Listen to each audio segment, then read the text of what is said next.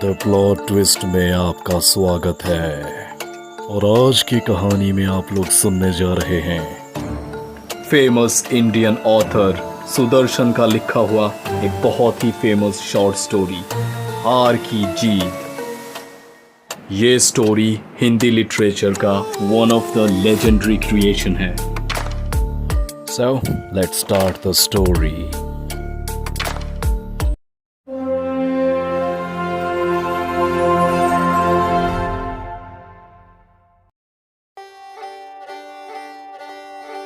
माँ को अपने बेटे, साहूकार को अपने देनदार और किसान को अपने लहलुहाते खेत देखकर जो आनंद आता है, वही आनंद बाबा भारती को अपना घोड़ा देखकर आता था। भगवत भजन से जो भी समय बचता वह उस घोड़े को अर्पण हो जाता।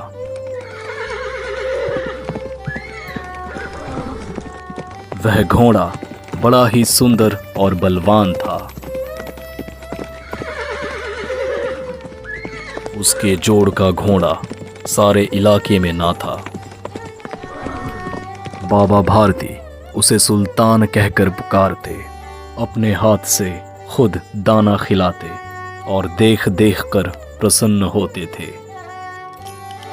ऐसे लगन, ऐसे प्यार, ऐसे स्नेह से कोई सच्चा प्रेमी अपने प्यार को भी ना चाहता होगा। उन्होंने अपना सब कुछ छोड़ दिया था, रुपया, माल, असबाब, अपनी जमीन, यहाँ तक कि उन्हें नागरिक जीवन से भी घृणा थी। अब गांव से बाहर एक छोटे से मंदिर में रहते और भगवान का भजन करते थे।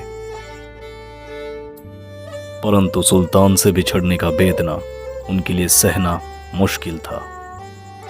मैं इसके बिना नहीं रह सकूंगा। उन्हें ऐसी भ्रांति सी हो गई थी। वह उसकी चाल पर लट्टू थे। कहते, ऐसे चलता है जैसे मोर घनघटा को देखकर नाच रहा हो। गांव के लोग इस प्रेम को देखकर चकित थे। कभी कभी कनखियों से इशारे भी करते थे, परंतु बाबा भारती को इसकी परवाह ना थी। जब तक संध्या समय सुल्तान पर चढ़कर 8-10 मील का चक्कर ना लगा लेते, उन्हें चैन ना आता।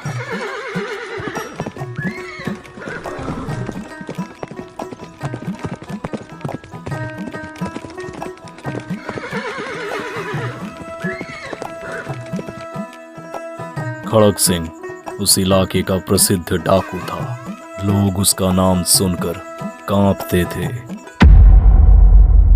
होते होते सुल्तान की कीर्ति उसके कानों तक भी पहुंची। उसका हृदय उसे देखने के लिए अधीर हो उठा। वह एक दिन दोपहर के समय बाबा भारती के पास पहुंचा और नमस्कार करके बैठ गया। बाबा भारती ने पूछा, खड़क सिंह, क्या हाल है? खड़क सिंह ने सिर झुकाकर उत्तर दिया, आपकी दया है। कहो, इधर कैसे आ गए? सुल्तान की चाह खींच लाई। विचित्र जानवर है। देखोगे तो प्रसन्न हो जाओगे। मैंने भी बड़ी प्रशंसा सुनी है। उसकी चाल तुम्हारा मन मोह लेगी।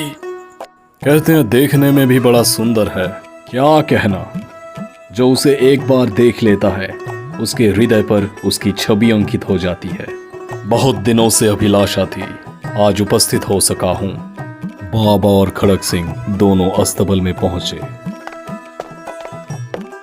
बाबा ने घोड़ा दिखाया घमंड से।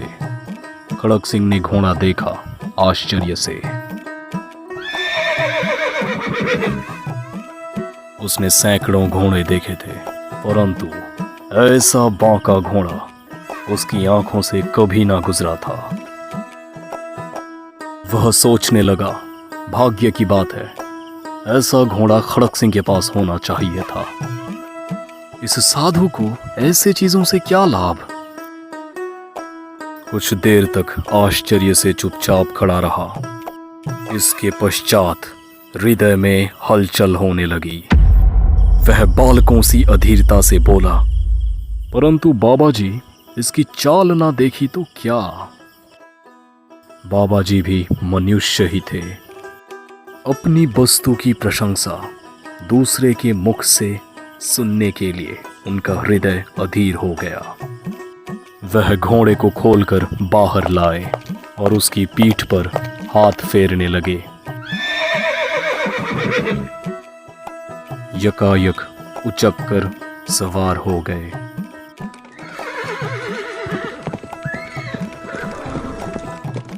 घोड़ा वायु वेग से उड़ने लगा। उसकी चाल देखकर, उसकी गति देखकर खड़ग सिंह के हृदय पर सांप लौट गया। वह डाकू था और जो वस्तु उसे पसंद आ जाए उस पर अपनी अधिकार समझता था। उसके पास बाहुबल था और आदमी भी। जाते जाते उसने कहा, बाबा जी, मैं ये घोड़ा आपके पास न रहने दूंगा। बाबा भारती डर गए। अब उन्हें रात को नींद न आती थी। सारी रात अस्तबल की रखवाली में कटने लगी। प्रति क्षण खड़ग सिंह का भय लगा रहता, परंतु कहीं मास बीत गए और वह ना आया। यहाँ तक कि बाबा भारती कुछ लापरवाह हो गए। एक दिन संध्या का समय था। बाबा भारती सुल्तान की पीठ पर सवार होकर घूमने जा रहे थे। इस समय उनकी आंखों में चमक थी, मुख पर प्रसन्नता। वह कभी घोड़े के शरीर को देखते, कभी उसके रंग को, और मन में फूले ना समाते थे। सहसा एक ओर से आवाज आई, ओ बाबा, इस कंगले की सुनते जाना। आवाज में करुणता थी। बाबा ने घोड़े को रोक लिया। देखा, एक अपाहिज वृक्ष की छाया में पड़ा कराह रहा है। वह बोले, क्यों, तुम्हें क्या कष्ट है? अपाहिज ने हाथ जोड़कर कहा, बाबा, मैं दुखियारा हूँ, मुझ पर दया करो। रामा बाला यहाँ से 3 मील दूर है, मुझे वहाँ जाना है। घोड़े पर बिठा लो, परमात्मा भला करेगा। वहाँ तुम्हारा कौन है? दुर्गा दत्त वैद्य का नाम आपने सुना होगा। मैं उसका सौतेला भाई हूँ। बाबा भारती ने घोड़े से उतरकर अपाहिज को घोड़े पर सवार किया और स्वयं उसका लगाम पकड़कर धीरे धीरे चलने लगे।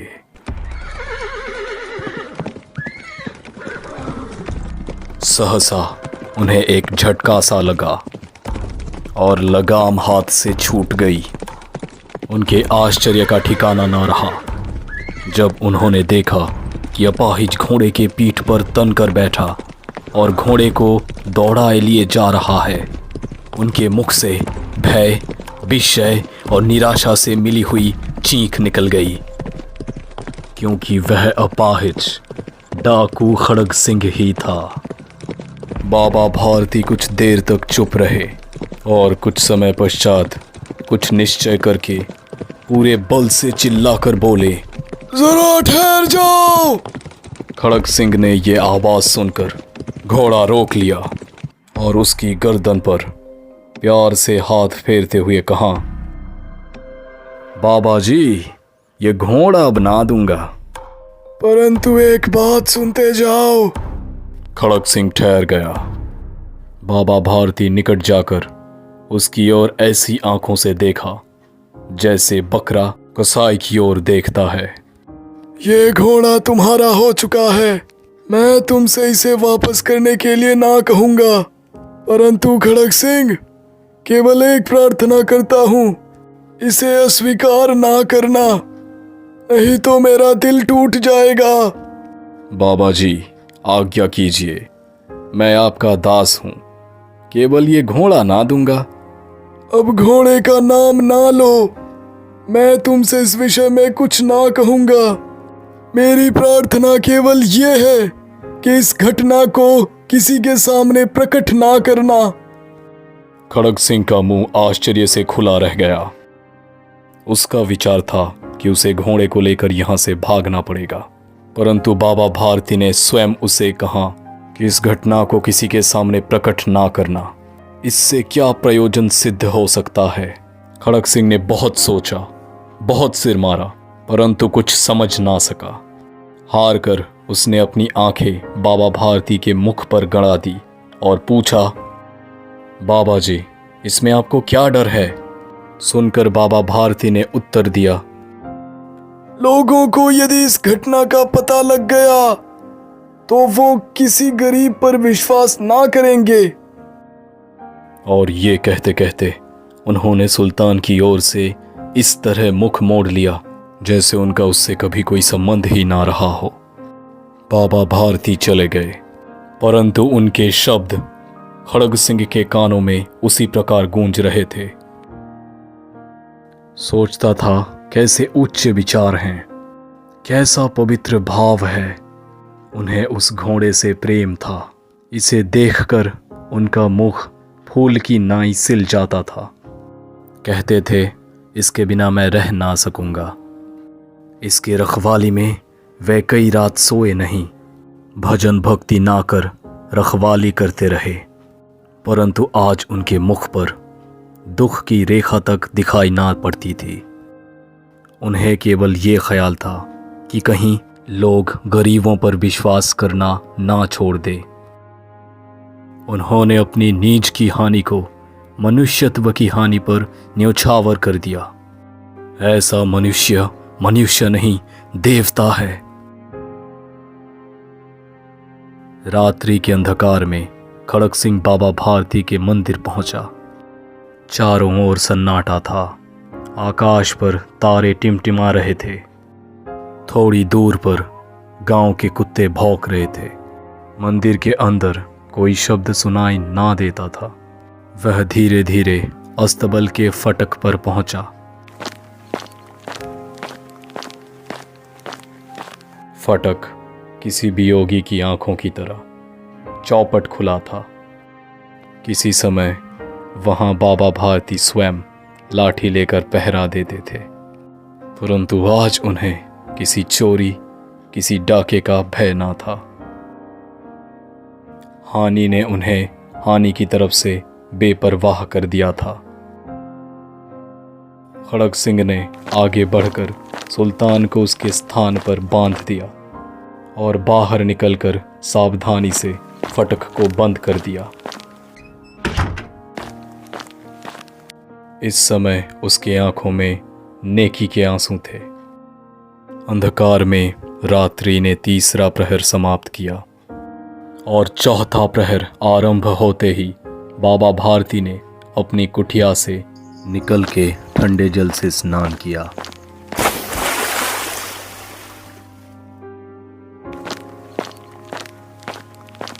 उसके पश्चात इस प्रकार जैसे कोई स्वप्न में चल रहा हो, उनके पांव अस्तबल की ओर मुड़े, परंतु फटक पर पहुंचकर उनको अपनी भूल प्रतीत हुई। साथ ही घोर निराशा ने पांव को मन भर का साथी बना दिया। वह वहीं रुक गए। घोड़े ने अपनी स्वामी की पांव की छाप को पहचान लिया और जोर से हिनहिनाया।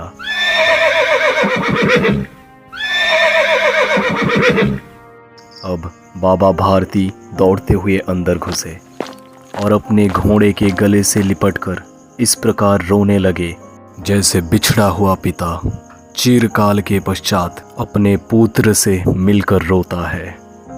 बार बार उसके पीठ पर हाथ फेरते, बार बार उसके मुख पर झपकियां देते और कहते थे, अब कोई गरीबों की सहायता से मुख ना मोड़ेगा। थोड़ी देर बाद जब वो अस्तबल से बाहर निकले तो उनकी आंखों से आंसू बह रहे थे। ये आंसू उसी भूमि पर ठीक उसी जगह गिर रहे थे जहां बाहर निकलने के बाद खड़क सिंह खड़ा रो रहा था। दोनों के आंसुओं का उसी भूमि की मिट्टी पर परस्पर मिलाव हो गया।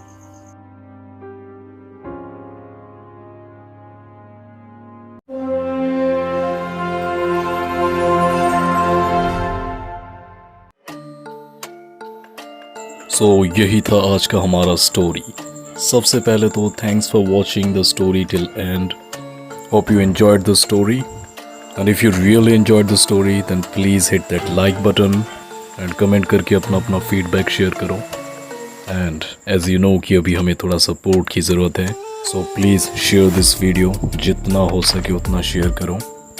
एंड अगर आपने अभी तक द प्लॉट ट्विस्ट को सब्सक्राइब ही नहीं किया है तो क्या कर रहे हो डूड, जल्दी से द प्लॉट ट्विस्ट ऑफिशियल को सब्सक्राइब करो, क्योंकि हम आपके लिए लेके आते हैं वर्ल्ड के बेस्ट स्टोरीज।